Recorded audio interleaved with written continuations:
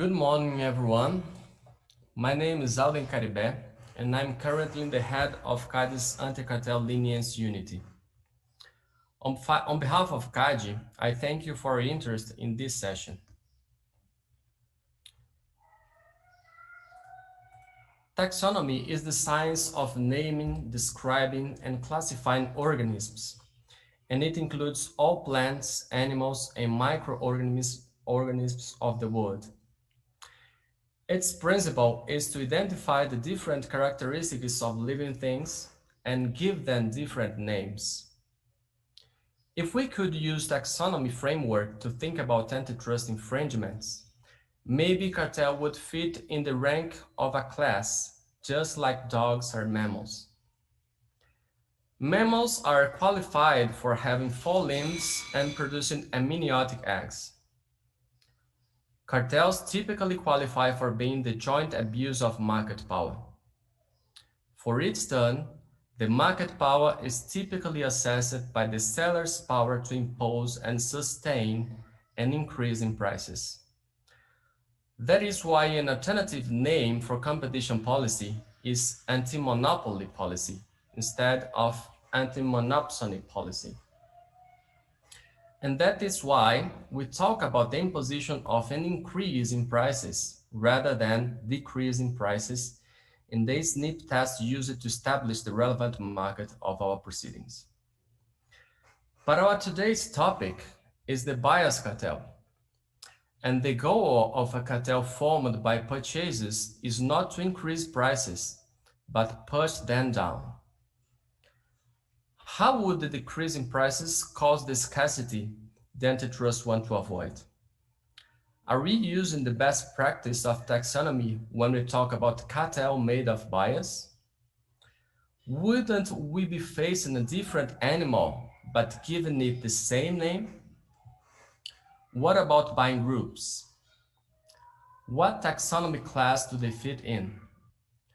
To help us with these questions, we warmly welcome Ignacio Anchustegui.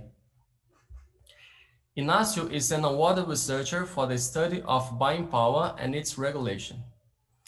He is professor and researcher at the Faculty of Law of the University of Bergen in Norway, and currently works at the Competition Law and Economics Center. He is awarded for recognition of academic merits and holds a bachelor's degree in law from the Andrés Bello University of Caracas. Also a master's in law for the University of Vienna and a doctor's in law from the University of Bergen. He is a member of the editorial board of prestigious specialized journals and has written several books and articles on antitrust, regulation, and public procurements.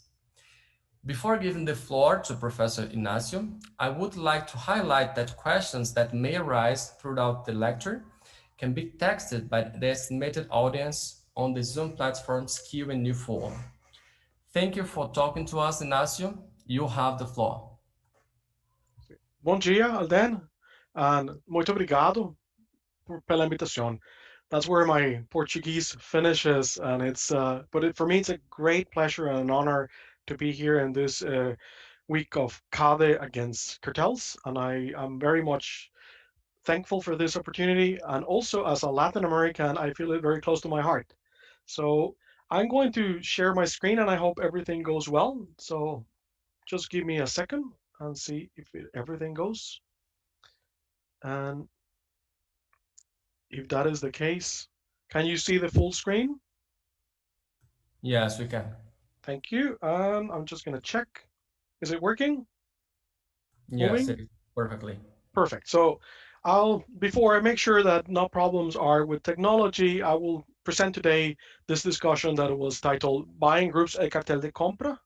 And the idea, as Alden was bringing up better than I could formulate myself, is to try to create a distinction between two things that are very much interrelated. On the one hand, will be buyers' cartels, which are portrayed as a negative thing and is something that it's clear that should not be allowed.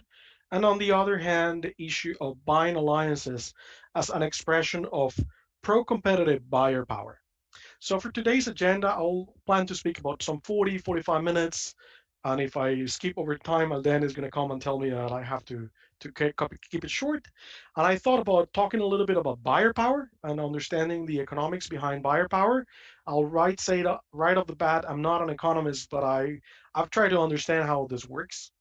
Then I'll try to portray it for you from a very European perspective, but I think it's going to make a lot of echoes with what happens in Brazil. What is a buyer's cartel? And I'll try to create a distinction with a buying alliance and try to explain whether there's a distinction or not. And then I'll try to conclude with some ideas on buyer power in general. So, buyer power. What is buyer power? Buyer power, if you ask me, it's a concept that encompasses two different things. On the one hand, we can see buyer power as a synonym of monopsony power, and monopsony power is exactly the reverse of a monopoly. It's a market in which you have one single buyer, and this one single buyer is able to decrease the price it pays for goods or services by buying less. In a monopoly market, it's exactly the other way around. You increase the price of something by selling less.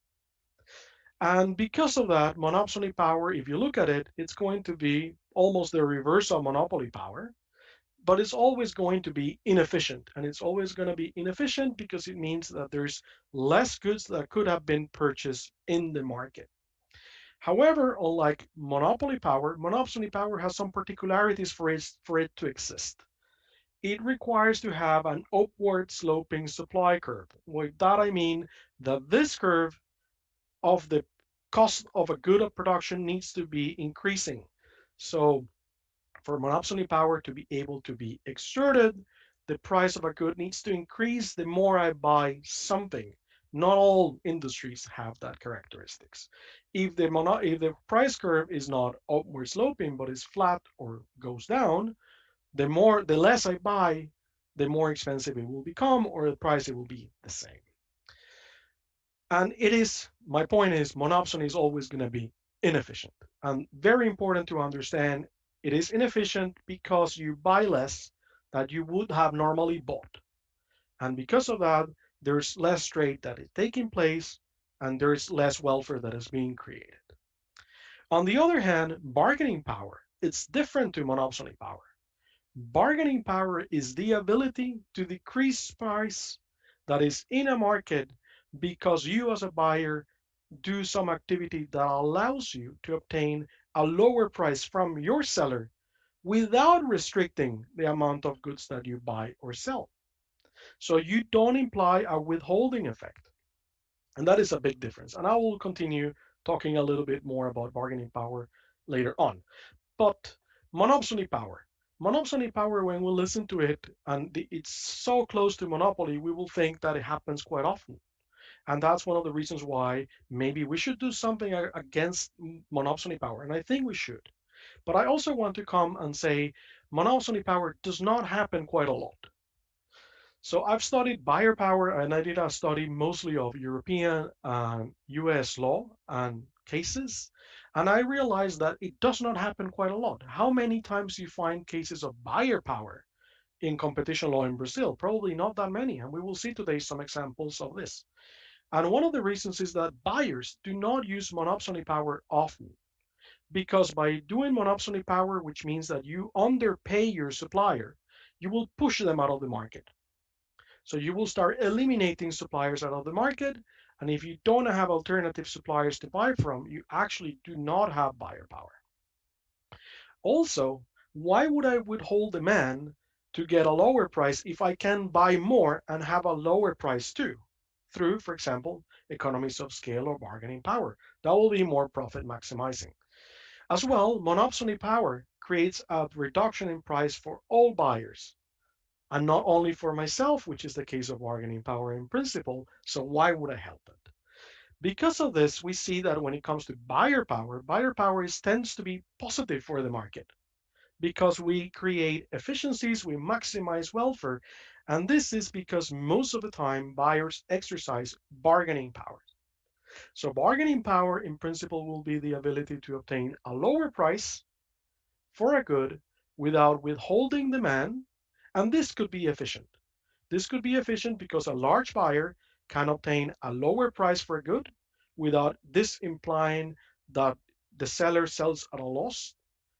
And what happens is that the buyer minimizes the profit that this seller is keeping. And if there is competition in the downstream market where the buyer sells, then you pass on the benefits to the end consumer. Intuitive, important, and this is the way that most cases of buyer power are about. Buyer power tends to be a positive thing because it neutralizes seller market power. And this comes from the idea of countervailing buyer power that is not new. It comes from John Kenneth Galbraith, 1957. And there's different ways of exerting bargaining power. So you could, depending on the way that you organize your contract, you could be more or less efficient. Typically, we think about bargaining power as a tit for tat. So I go to buy something and I start playing my seller and say, no, I will pay you this. And then you try to meet somewhere in the middle, which is somewhere here. So I start with a buying price, but I try to go down and then you meet somewhere in the middle. But also there's a possibility of entering into more efficient contracts through two-part tariff contracts in which the price of a good is going to be equal to marginal cost. But I'm not going to bother you more with economics, especially because I'm not an economist, and I'm sure that in the audience there are people better qualified than me to talk about this. But let's get into the topic of today's presentation and this Semana contra Cartels. And I'm going to talk then about buyer's cartels and buying alliances, mostly from a European perspective. But I think it's going to come very close to what happens in Brazil too, because your law system when it comes to antitrust or competition law, direito de concurrencia, is not very different from what we have in Europe. So we have ways in which buyers can coordinate their activities, and they could set some kind of purchasing conditions. And as Alden was mentioning, we have, on the one hand, cartels, which we know are not good, and they're not good because they lead to economic inefficiency and because they eliminate the possibility of actually a fair game when it comes to creation of prices, and they reduce the amount of goods that are in the market. And on the other hand, buying alliances, which are actually positive because they create efficient, pro-competitive, countervailing buyer power or bargaining power. Both buyer cartels and buyer alliances, when it comes to Europe, are scrutinized under the Commission guidelines on horizontal agreements. And it tells us that there are both of them. It does not tell us what the difference between them is. So you have to investigate to understand what they are. The difference that it tries to say is that cartels are mechanisms to coordinate in when you purchase something, but the idea is to try to limit competition when you sell something. That doesn't really tell us much. Also, the Commission guidelines speak about the fact that if you reduce prices but you don't coordinate, but you coordinate as a seller with the common buyers that you have, you don't pass any kind of benefits to end consumers, which is true, and which is something that in my PhD work and in my book on buyer power, I call something as the hourglass effect. This soft guideline regulation that we have in the European Union tells us also that if buyers in a market share combined as a buyer and as a retailer have a market share of less than 15%, in principle, this should not be a problem. But there's no clear difference between what is a cartel and an alliance. So I will try to explain the difference between them, and we will see that this is a lot about content of the agreement and context of the agreement more than anything. So let's talk a little bit about buyer's cartels. What happens when buyers fix purchasing prices? So Article 101 of the Treaty of the European Union prohibit any kind of agreements between buyers and sellers that fix purchasing conditions, among one of them prices. Most of the time, this is going to be equal to an object restriction, which I understand is what the parameter is in Brazil. Also, sometimes we talk about this as a per se. There's a distinction in the European law between object and per se. Per se means that there's no analysis of inefficiencies. And in European Union law, there's always an analysis of an inefficiency.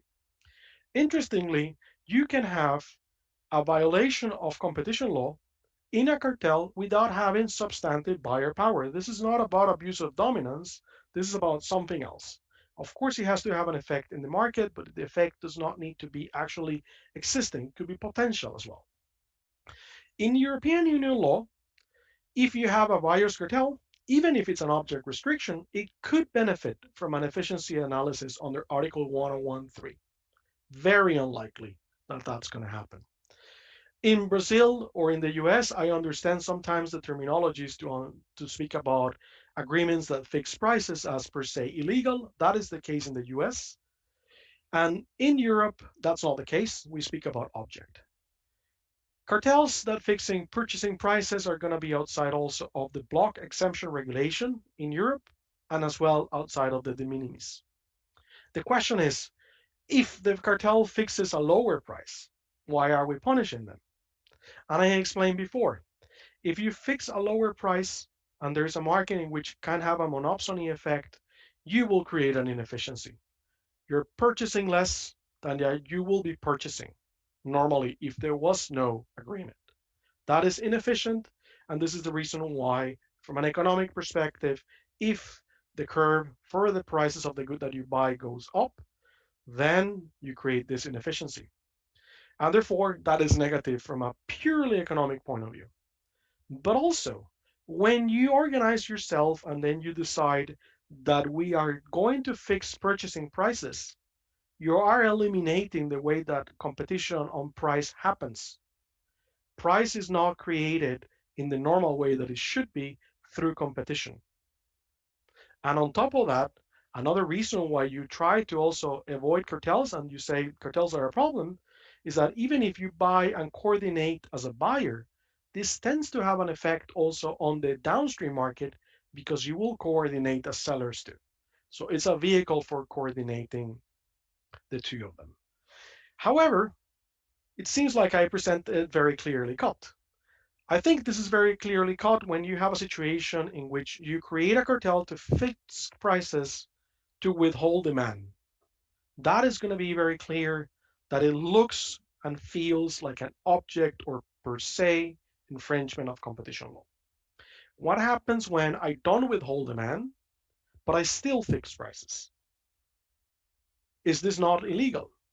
If you fix prices and you might not necessarily will have a diminishment in the amount that you buy, the question is, what is going to happen here?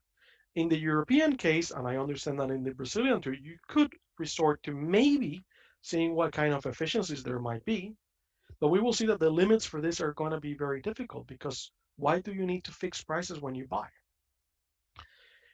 I will now present some examples of the reality when it comes to cartels fixing prices in Europe. And I will tell you right away, compared to selling cartels, much less cases. We have much less cases. Interestingly, the cartels in the areas that we have had when it comes to Europe are not very different from also cartels that you have had in Brazil in purchasing cases. Limited case law, as I mentioned, most of these cartels in fixing purchasing prices, and we will talk about quotas later on, tend to be in agricultural markets, but not exclusively. And they are also very much about coordination on the downstream market. Two cases that are about the same good in different countries, tobacco. So in raw tobacco Spain, this is a case from the 80s, and raw tobacco Italy, case from the 90s. It was cartels between buyers and sellers in the case of Spain, sellers that were agreeing to sell at the same price, and buyers that were agreeing to buy at the same price. So it was cartel against cartel. And it fixed the price that we were going to pay for the purchase of tobacco. And the way that was happened was we fix a maximum purchasing price. No one is going to pay more than this. What the European Commission said here is that in this case, fixing purchasing prices eliminates competition. This is a clear restriction by object, and it does not matter that you're facing a seller cartel. The seller cartel was also punished, and this is a problem. Later on, in Italy, again in the tobacco market, we had something about fixing prices. It was not only fixing prices, but also fixing quotas, and I'll explain later on, because fixing quotas is also another way to create problems when it comes to prices. It was also found to be an object restriction. And here the analysis was focused on the fact that by fixing purchasing prices, you eliminate competition as a buyer, but the idea is also to facilitate coordination by these buyers of tobacco as are retailers of cigarettes or finished products in this case. So there was a focus on what happens in the end consumer level in this case. Other cases that are quite well known and famous about cartels, but also about abuse of dominance and in general competition law, is T-Mobile and Netherlands. So in this case, there was a reduced input of prices by dealers, but this case was not discussed. The European Commission, when discussing T-Mobile and the Netherlands, did not enter to talk about this, did also not enter to discuss whether there had to be an effect on end consumers for price fixing as a buyer to be anti-competitive. Interestingly, we had also some other kinds of schemes that have been used in which fixing prices could be seen as a problem. And this is the case of AUK Bundesverband, which is quite well known in Europe to understand what is an undertaking and when certain activities are not under the scope of competition law. And in this case, it was about fixing prices for purchasing medicines. The idea was that we wanted to create a system in which public authorities were going to buy together medicines and they were going to set a maximum price that they were going to pay with the idea to try to push these prices down. This was a system that was based on solidarity and universality. Because of that, it was considered not to be under the scope of EU competition law. And that's what the case is about, and that's what you teach to students at home at the university. However, Advocate General Jacobs discussed this, and he said that in some circumstances, whenever you have funds that engage in, and I quote, fixing trading conditions for purchasing medicines under Article 101 TFEU, which is the 81, this becomes an object restriction because it has negative consequences for the supply side of the relevant market. So Jacobs was telling us, look, even though this is a problem for the supply side, and he says nothing about the end consumer, it is a problem for competition law. Now that I've seen and I show some of these examples about fixing purchasing prices, and it's pretty clear that if you fix purchasing prices by more than one seller, you're gonna get in trouble, and this is gonna be an object restriction, and you're gonna get a fine. Let's talk about other ways of doing the same, which is through purchasing quotas. So if you understand that you can play with prices of goods between either fixing prices or fixing quotas, you can also understand that cartels can say, we're not going to touch prices. What we're going to touch is how much we buy of a good. And again, if you have a curve that the more I buy something, the more expensive it becomes, by fixing a lower amount of goods that I buy, then you reduce the price that you pay, which will be a monopsony scenario. This also has been seen as anti-competitive in the US and in Europe. So I mentioned the raw tobacco Spain case, clear example of not only you fix purchasing prices, but you fix a purchasing quota. You create a system in which you say no one in this cartel is going to buy more than X. So we fix price, but we also fix quota to make sure that everybody behaves in the same way. That was considered to be an object restriction of competition. Same it was in the case of aluminium imports, in which we were fixing the quotas of aluminium coming from Eastern European countries at the time that were not members of the EU. In the US, there was also a very famous example when it comes to buyer power of national macaroni manufacturers. And in this case, it was producers of pasta decided how much wheat you were going to include in the recipe. And the idea was to fix quotas of how much you were going to buy of this cereal. So it was not about fixing the price that you paid, it was fixing how much I buy of you from you. The US courts found that this was a per se violation of the Sherman Act in the US. Now, if you look at this, what I've told you all the time is that this is always a problem and it's always negative. And it's always going to be an object restriction of competition, or it could be per se. I want to be a little bit provocative and tell you that the answer is yes, but no. 99% when you fix prices or you fix a quota, this is going to be illegal. Sure. But one important thing is that the fact that something is an object restriction of competition, at least in European terms, it does not mean that it's going to be always anti-competitive, because we have Article 1013, which is the one that allows you for exceptions to take place. But also important, and this is a point that I want to make very clear, is that cartels and the way that we treat them is not about the form that they have.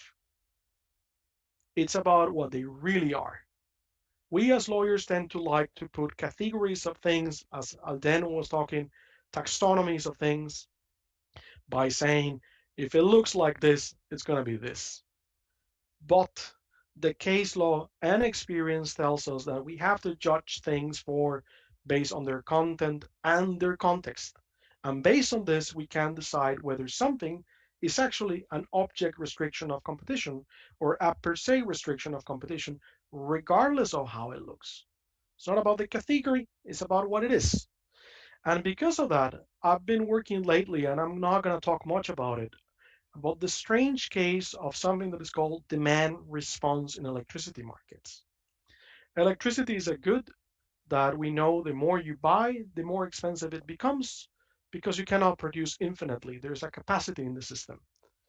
And that makes that the closer that you get to the capacity, the prices of a good of electricity increase dramatically like this.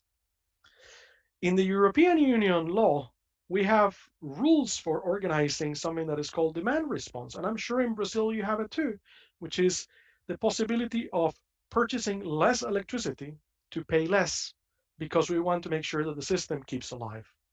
In European Union law, it's also allowed to create aggregated demand response, which means people coordinate in groups to purchase less electricity at specific times to reduce the prices of them. If this is allowed by the EU electricity regulation, is this illegal in competition law? And I'll give you the answer. I've wrote about 45 pages on this. And the answer is that it looks like a buyer's cartel. It smells like a buyer's cartel. It sounds so close to be illegal, but it's not. Because in this particular markets, actually, we want those situations to happen because of the benefits that it brings. So I'll pass on the slides later on, but you can have a look at the papers here and study a little bit of this. So I've spoken for 23 minutes about the bad side of this, and I want to talk about maybe perhaps the good side of it, buying alliances. And buying alliances is the other phase of buying groups. And they are, as I like to think, pro-competitive. They serve to lower prices, they increase output, quality, innovation, they allow people to buy and create economies of scale. They are going also to minimize the amount of transaction costs that you have because you're buying jointly. And in European Union soft law, the European Commission in its guidelines for horizontal agreements tells us that these are possibilities in which buyers can get together to acquire goods as a group. And these groups purchasing as a group is actually not necessarily anti-competitive, because the logic here is that you don't do monopsony. You don't buy less to get a lesser price. You buy more to get a lower price. Or you coordinate to avoid having to do several times purchases. So what is the difference with a cartel? So I'll then ask me, Ignacio, what's the difference with a cartel? Can you explain it? And the answer is, it depends on what you do. It depends on how you're structured. And it depends on many different things, but I'll try to come with some explanation on what the difference is. Because buying alliances are there, and they're pretty common too, and we will see that the case law tells us that they can be a competition issue, but most of the time they're not going to be one. So one of the things that we get from the literature and from the soft law is that a buying alliance is going to be different from a buyer's cartel because you don't coordinate to create problems in the downstream market. So you buy together, I purchase together, but I don't use this joint purchasing to coordinate as a seller. And that's one important thing. Second important thing, I do not use the buying alliance to exchange sensitive information between the members of the alliance. We cannot distribute whatever we want within members of the alliance, and this is something that has to be taken seriously because exchange of information is also punished, and I'm sure it's also punished in Brazil by EU competition law. Important difference with the cartels: who buys? In a buying alliance, most of the time you will have a designated agent that buys on behalf of the alliance, and this is an independent party most of the times from the members of the alliance. And in that way, it cannot be influenced by what they want to do. Super important. I think this is probably the key. These two last points that I have here. They do not imply a demand withholding. That is a key matter. That's why they're not inefficient. And because of that, they generate positive bargaining power. They reduce prices because what they do is that they eliminate super competitive benefits that the suppliers were keeping. We push them to give us a better price, and that better price is going to be passed on as a better price to the end consumers. It is also going to eliminate transactions because you're not going to be doing many individual purchases, you're going to be doing less. And because of that, it's purely efficient in terms of transaction costs. From a legal perspective, and I think this is important because we are lawyers, most of us here, they're pro-competitive, and in Europe, and I guess in Brazil and in the US, they're not going to be seen as object restrictions in most of the time, and they're not going to be seen as per se restrictions of competition. They can indeed be evaluated, and we should evaluate some of them. And they can be also anti-competitive, but most of the times, buying alliances are going to be perhaps problematic by effect. But the likelihood of a buying alliance is well constructed, and being a true buying alliance and not a cartel, it will be that it's not a competition issue. And here is important again, the way that the alliance work. So by simply saying this is a buying alliance is not enough. You have to understand the form of the agreement, the content of the agreement, and the way that you purchase. In the US, buying alliances have been also discussed a few times in the past. Not a lot of cases, as you can see from my slides, there's cases from the 1970s and 80s. But when they have been investigated, the US Supreme Court on a few occasions has said buying alliances should be looked through rule of reason. So we have to really say what is the effect of this in the market, because they're not a buyer's cartel, and because they're not object restrictions or competition in general. A buying alliance that looks and behaves like a proper buying alliance could also benefit from de minimis. Do we have any examples of buying alliances in EU competition law? And the answer is yes. And the answer is yes, and buying alliances have been object of analysis typically under Article 101.3, which is the exception and the analysis for economic efficiency when it comes to when something that looks like an agreement that is anti-competitive could be allowed. One central case is sulfuric acid or association. So this was a group of buyers that were acquiring sulfur for carrying out chemical activity. And the European courts and the European cases said in this case was mentioned that actually this could look like an agreement that might be anti-competitive. But it's not a cartel. It's not an anti-competitive agreement because the way that you are doing, it's not a fixed pricing. You don't fix prices. It's a different way of negotiating. You have joint purchases that is done by a central committee. It does not limit competition between the parties in the downstream market, and the parties are not coordinating between them. Because of this, even though you were buying together in sulfuric acid association, the European Commission said this agreement between parties to buy together, it is in fact pro-competitive. We have had also cases in which it was not so good. So buying alliances being a problem. And this case of cheese. This is a Dutch case in which there was a discussion on whether parties that were buying rennet is an ingredient for making cheese that becomes hard. The idea was that if you wanted to become part of the cooperative that was going to buy the rennet, you had to be an exclusive member of this one. So you could not be members of more than one of these purchasing alliances. And there was a discussion of whether this is anti-competitive or not. The European courts went and studied this case, and they realized that this is actually anti-competitive, and therefore it is in breach of Article 101.1 because it becomes a purchasing obligation, because you're only allowed to buy from them. So what they said is that it was not proportional the way that you were carrying out these activities, and because of that, you were not able to do this. You were not allowed to buy only everything from the buying alliances because it restricted competition and the freedom to choose as a buyer to buy outside of the alliance and at the same time create competition when it comes to them.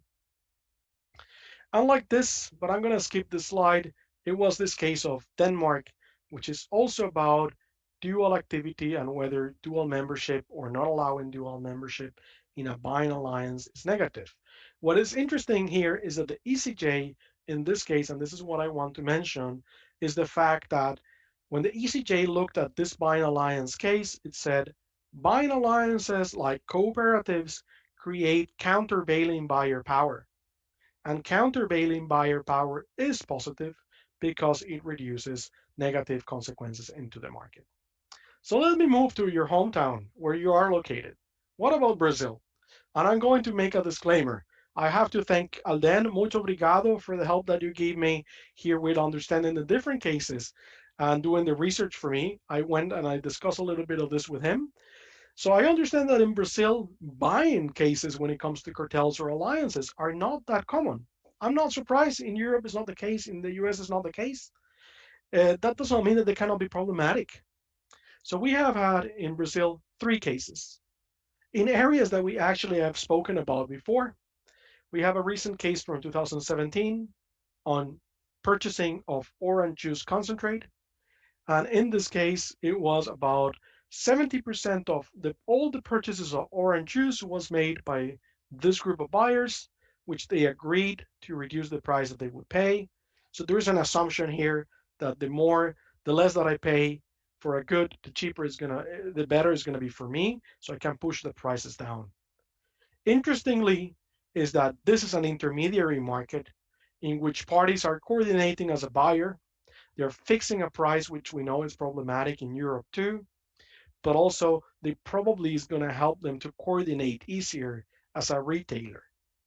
And because of this, I would suspect that the CADE decided, look, not only you're agreeing to fixed prices, which we know 95% of the cases is going to be a problem, but it's also 70% of the market. So it's quite large, and probably you're going to affect end consumers too.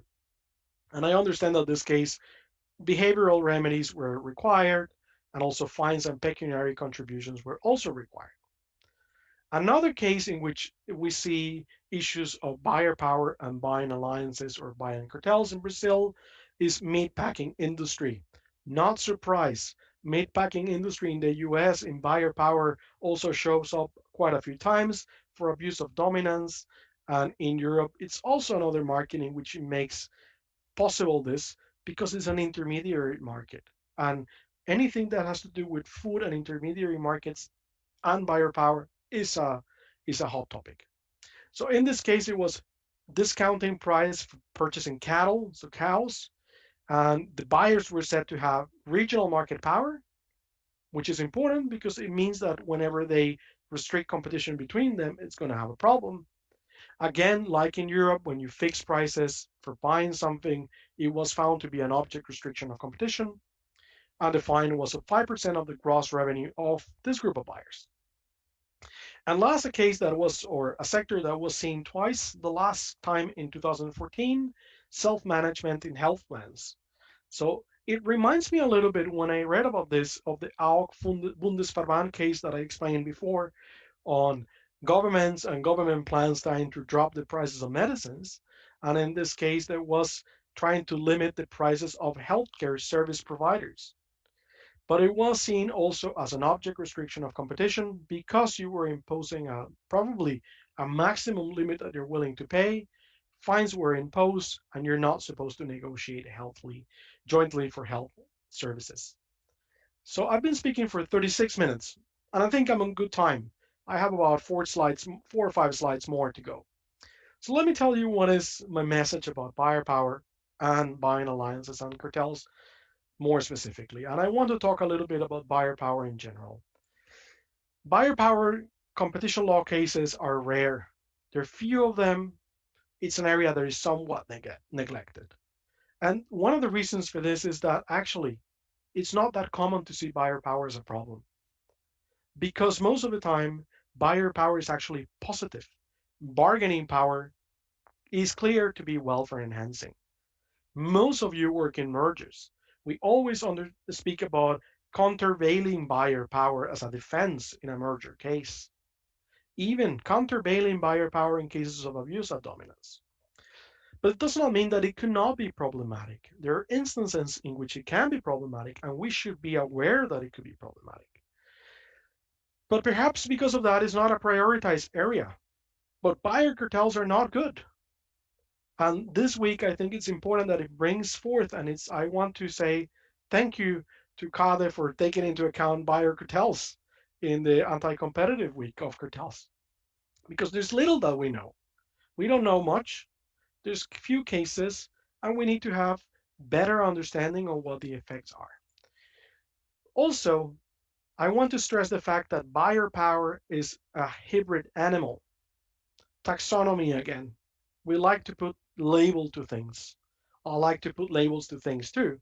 And I also want to stress that buyer power is not always going to be positive, and buyer power is not always going to be negative. It depends on how it is exerted. Yes, sure, monopsony power, which does not happen a lot because the conditions for monopsony power are not so easy, it's always going to be inefficient. And that's why we want to prohibit it. But bargaining power can be and is mostly efficient. It does not mean it's always efficient either. There can be situations in which bargaining power can be problematic. And because of that, a legal approach that says buyer power is always monopsony, it's wrong. Buyer power is not always bad. And in Brazil, in Europe, in the US, everywhere we see that courts understand this, even they don't speak economic jargon in a way. From a legal perspective, monopsony is going to be relatively straightforward. Cartels that get into monopsony power because they reduce prices by reducing the amount that you buy or vice versa are going to be a competitive issue because it's negative. It creates a deadweight loss in welfare, and it's anti-competitive, very clear. Bargaining power is more complex. And bargaining power is complex because, as I was speaking today, it's a conduct that happens in the upstream market where we buy, where the buying alliances acquire goods. But we see as well from the case law and also from the literature that the effects of what you buy has an effect on what you sell later on. So we actually have to look at this in both ways. And that is one of the reasons why in my thesis and in my PhD book, I stress the need to understand this from a dualistic perspective. We have to focus on both. Even when we look at cartels sometimes, because maybe they will say, yes, sure, this looks like a buyer's cartel that fixes prices, but we need to start to have a look at both the effects on the market, in the upstream market, buyer against supplier, as well as looking at what is the effect of that activity in the downstream market. We have to keep that into account.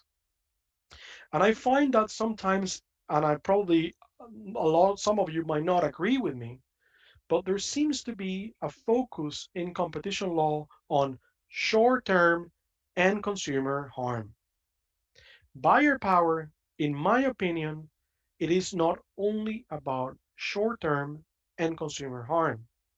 Because in buyer power cases, like for example the ones that we're looking at today, you also will have an effect on the upstream market, and that effect on the upstream market is going to lead to distortion of competition on the merits, and it's going to also, in the medium and long term, have an effect in the downstream market, even if you get lower prices for the short term, which are good for end consumers. So you have to be a bit broader than just looking at one market. Almost finished. What's the difference between buying alliances and cartels? Fixing purchasing conditions is going to be almost always illegal. This is going to be a cartel. Almost always is going to be an object restriction or per se, except in very strange cases, like for example, the electricity demand response that I spoke about. Very rare.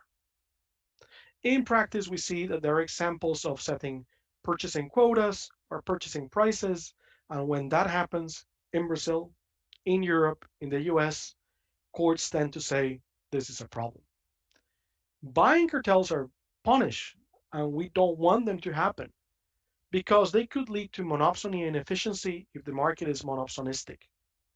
But we also punish them even if the market is not monopsonistic, even if the parties do not have substantive market power, because they alter the price formation and competition on the merits between buyers, because they serve to coordinate upstream, but they also serve to coordinate downstream.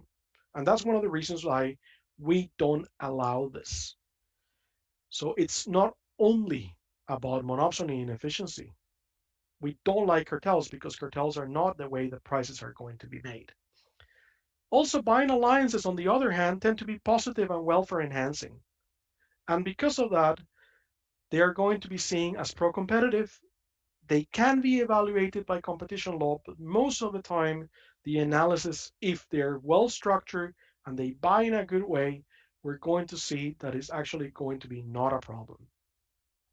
Because of this, what's important is how you design your buying alliance and not the name that it has, that it avoids problems of passing information between parties, that does not fix prices, does not make problems when it comes to downstream markets. My almost last slide is just as a takeaway. When is buyer power a problem for cartels and for dominance and for mergers? If you are very powerful in the upstream market and the downstream market, that is going to be a problem. If you're powerful in one of those markets but not in the other one, maybe a little bit of an issue. If you don't have a lot of market power as a buyer and you don't have a lot of market power, buyer power as a seller, you're probably not going to be problematic for competition law, and your buyer power is going to be very efficient. And with this, I would like to say thank you very much to Kade for this invitation, and I hope you have enjoyed this presentation. For more information about buyer power in general, buyer power cartels, buying alliances, a little bit of shameless self-advertisement is my buyer power book, which is published by Concurrence, and well known, I'm sure in Brazil, is also read. And this is the outcome of my PhD thesis, which I was very lucky to be awarded the PhD award of Concurrence in 2017 for competition law and economics. And I assume that it's because probably most likely the members of the panel did not read what it was, because I don't think it's that good, but they know better than me. Thank you very much. Muito obrigado. And with this, I finish my presentation. And I promise you, Alden, 45 minutes 00 now, according to my watch. Thank Brilliant. you. Brilliant, Ignacio. Not only for the topic, but the way that you approach you have for it. I'm always thrilled and delighted the other presentation and the way you study deeply this topic. Well, I have something to say for the audience. Is that we passed the first part of the lecture, and in this moment I indicate that it's available on the chat, a link for a brief event evaluation form. I think everyone who could answer, it would be precious for the organization's upcoming events. And then I think we can pass for a very brief debate. I have some questions here and also the audience. I think you can have 3 minutes for each of the questions. The first one is, for me, it sounds that according to your research, the difference between buying cartel and buying alliances is that is in the context of the conduct, better saying, competition downstream plus neutralization of the seller market power when you have alliance, rather than the nature of the conduct itself. That is the concentration of purchasing power by joint buying. Both of the kinds of the behaviors have this element. Is this perception correct? If yes, is it the case of a cartel not being punished by the object? And if yes, for this second question, how to reconcile this vision with the Article 101, number 1A of the Treaty of Functioning of the European Union that states as incompatible with the internal market all agreements between undertakings which directly or indirectly fix purchases prices? Thank you very much, Alden. Very good question. Lots of things to discuss, but I'll try to keep it short so that we have discussions from the questions from the audience. So yes, the answer for me is it does not matter what if it's fixing quotas or prices or anything. What matters is what is the content of the agreement and the context in which it takes place. So I think it's important to stress the fact that in EU law, I'm not sure about Brazilian law, but I think in Brazilian law probably is the same. Things do not get classified just because they look in some particular way or another. Because of something being fixing purchasing prices, that's not necessarily going to be that always is going to be an object restriction. Yes, the answer is 95% of the time will be. But the EU case law, carte bancaire, which probably you know, it speaks about the fact that for determining something, if it's object or effect, you need to look at the content of the agreement and the context in which it takes place. For buyer cartels, I just tell you once again, and I probably should send the link before you guys go. I'll send the link to the paper on the electricity demand response, because that's a clear example, I think, of this. Then you ask me, okay, now what do you do? Because Article 101 tells you if you fix prices, that agreement is going to be prohibited. Well, I'll tell you, Alden, that's a very good point.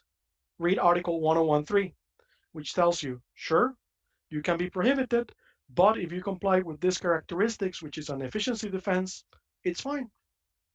Article 101.1 and Article 101.3 do not speak of per se ever. There's no per se in EU law. You always have to assess effects. Yes, it's true that certain things look worse than others, and that's when it's object. But object also means that you still have to apply Article 101.3.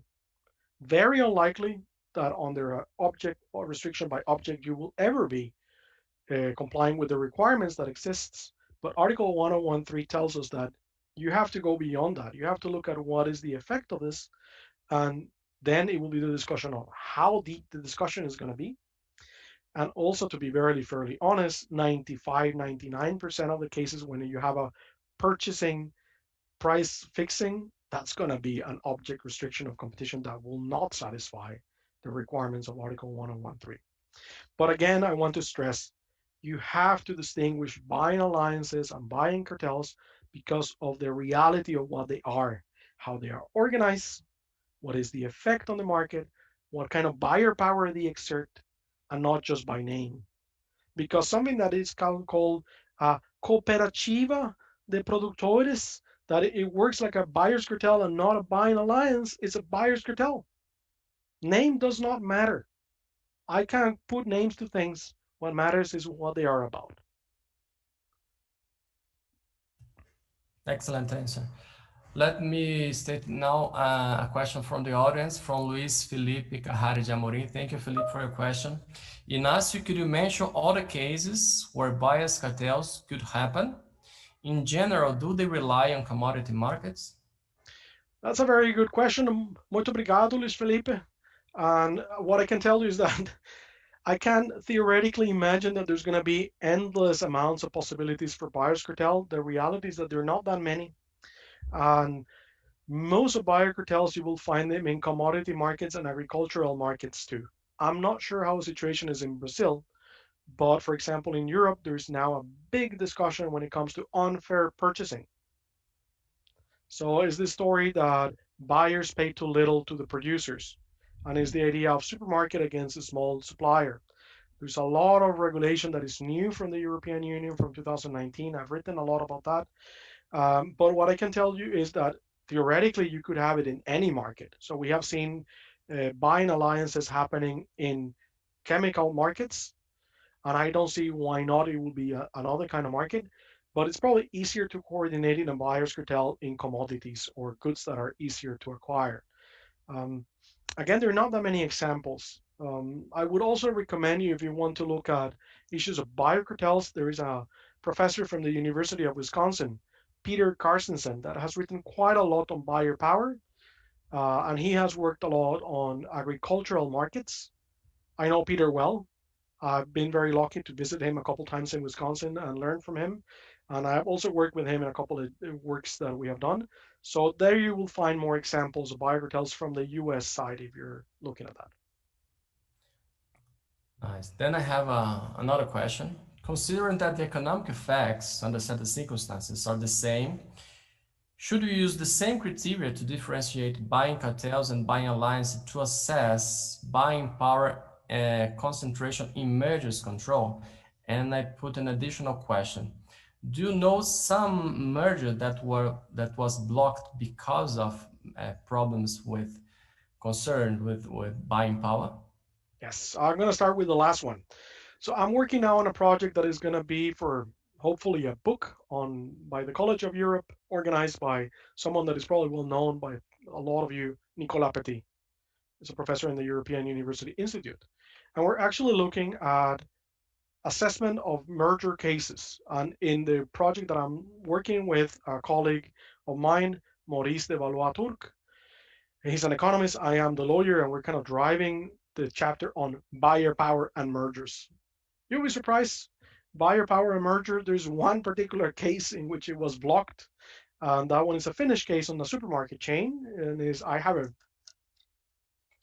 right here. I'm working on it at the moment. I have to sit down and work. It's almost 6 p.m. here in Norway, not 5. But yeah, so this case was blocked, and one of the reasons it was blocked in the merger is because it was seen that by creating negative buyer power, but again, think about this. This is not a coordination. This is about abuse of buyer power. So it's unilateral behavior in a way. It was seen this could be problematic. Important is that in this case, which is the only example that I can think of buyer power being blocking a merger in a supermarket chain case, at least in Europe, there's a case in the US that's called Fon's Groceries, very much criticized by the US because it's blocking a merger with that had only 16% of the market. I don't know if you're familiar with the case. But in this particular case here, these guys were 50, 60% of the market share as sellers do. So this is when buyer power meets seller power. And this is when it becomes complicated. So yes. So what I would say is that when it comes to mergers, you would look at buyer power in the same way. And my book is a little bit about that. My book is not about buyer power in article in cartels. It's not about buyer power in dominance. It's not about buyer power in mergers. My book is written in a different way. My book is about exploiting buyer power. It's about exclusionary buyer power, and it's about defense of buyer power or pro-competitive effects. So I see that, you actually should use more or less the same tests because the economics are the same. And what you really look is this monopsony power? Is this bargaining power? And what is the effect of this in the upstream and the downstream market? Okay, so what I would like to say is that you have to look at I would say you have to look at the same in all areas of competition law. It does not change. What's important to understand is that they're different animals. So monopsony power is different from bargaining power. The way that you exploit it or you apply it, it will depend on what kind of case you're looking at. But the test of looking at what it is does not change dramatically. What it changes is what's allowed or not under the Competition Act. Because, of course, in cartels, you can be anti-competitive even if you're not dominant. We know that. You don't have to be dominant to be found anti-competitive because you fix prices. And that is the difference. I don't know if I answer your question, Alden, but yes. So there are a few examples, not that many. There are not that many cases that have been prohibited in mergers because of buyer power, but there's some. Thank you very much for your information, your precious information. We have here another question from the audience. It is from Carlos Eduardo Centurion Nibro. Carlos, I'm sorry if I said your name with some problem. He says, "Hi Ignacio, are there successful cases in buyer's cartel without direct evidence of agreement, like a cartel convicted only based on parallel behavior, for example?" You're asking me a difficult question, but thank you very much for that, Carlos Eduardo. Muito obrigado.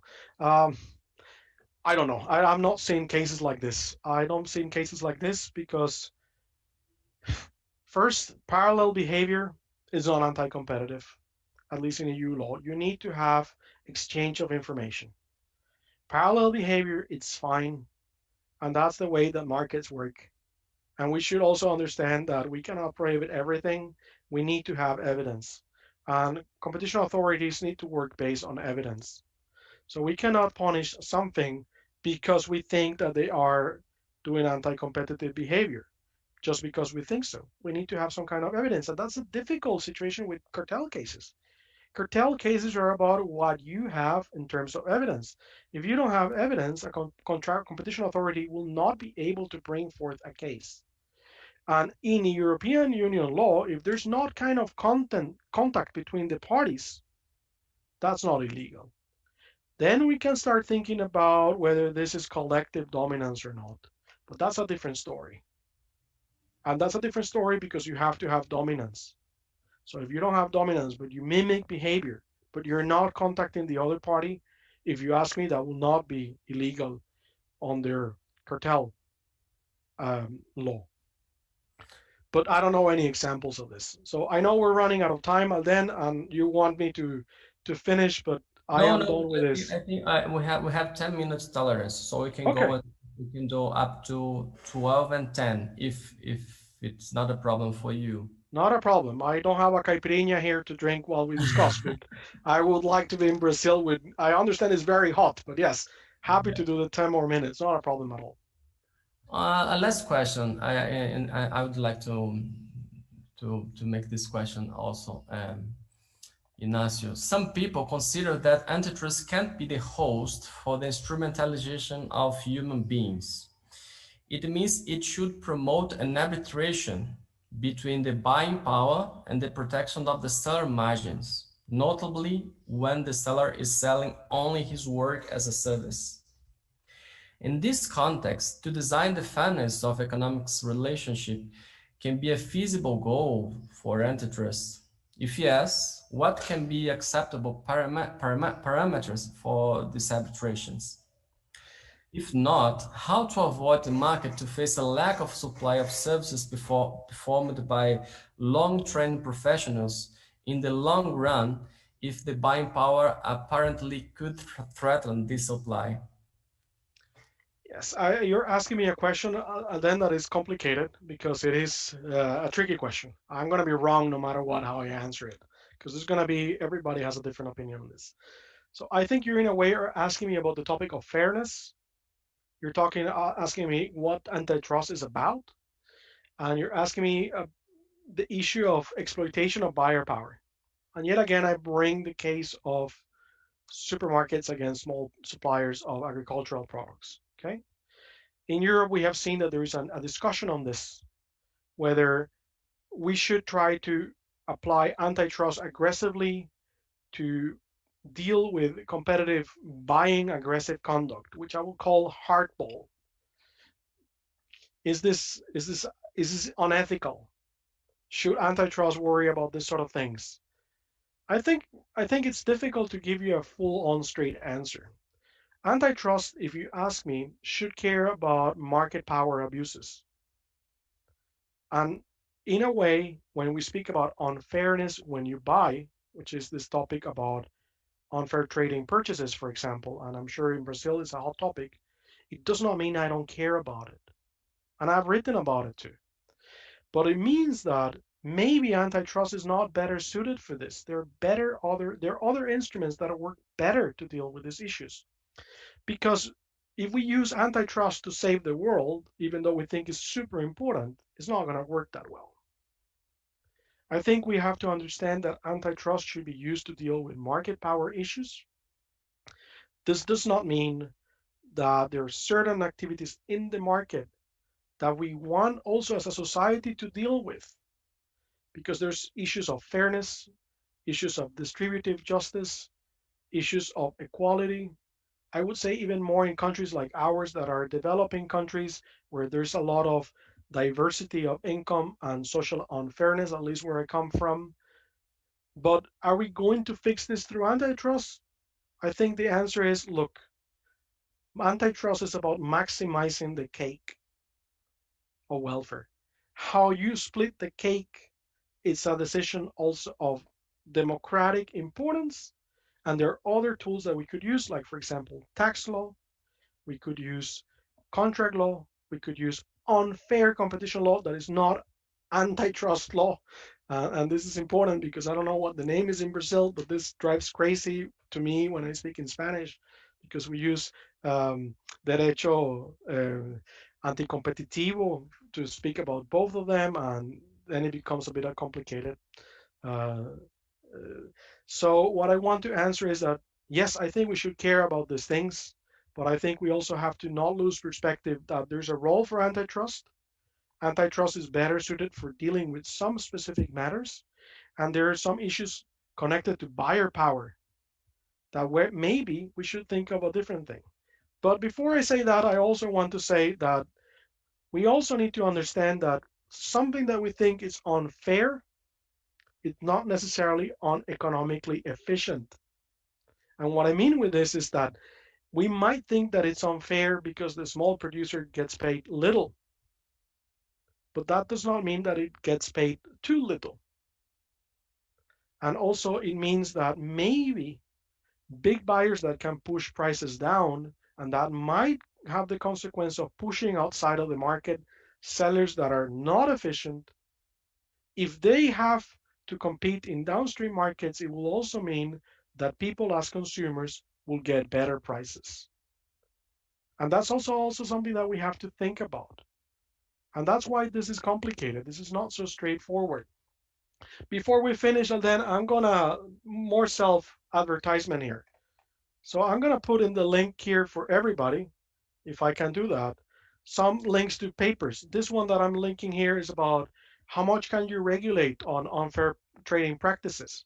Is this a matter of antitrust law or not? I also want to put the paper on buyer cartels in electricity markets, if you don't mind, so you can have a look at it too.